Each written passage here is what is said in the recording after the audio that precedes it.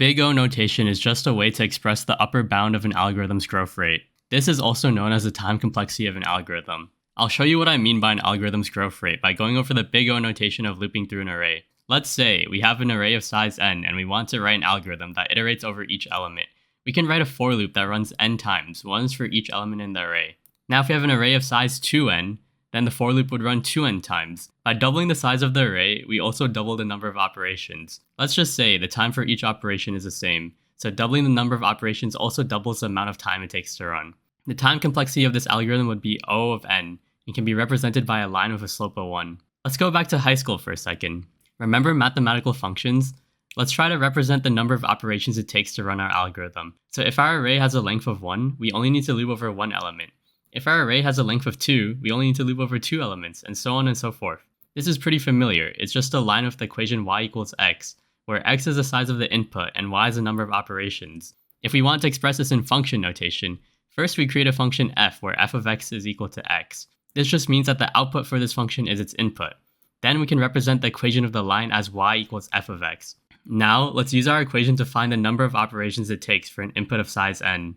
This would just be y equals f of n, as x represents the size of the input. Since f of x is equal to x, f of n would equal n. Thus, the number of operations y would just be n. We can tie it all back to big O notation. The stuff in the parentheses of the big O notation is simply f of n. In our case, O of f of n is just O of n. Now we can go over how big O notation simplifies the time complexity. Let's say we have an algorithm that iterates over an input array twice. So for an array of size n, the number of operations would be 2n. This could be represented as a function f of n is equal to 2n, making the time complexity O of 2n. However, in big O notation, we get rid of constants and coefficients in our function.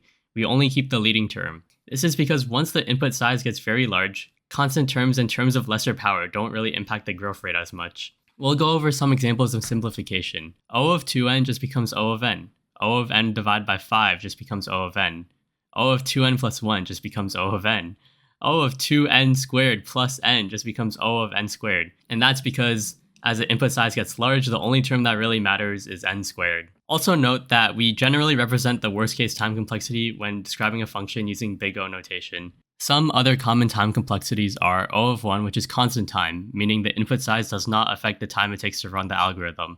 O log n, where log is generally log base 2 in computer science. This is where the growth rate scales in a logarithmic pattern as the input size increases. We'll go over more complicated time complexities in the next video regarding search and sorting algorithms. Thanks for watching, see you in the next one.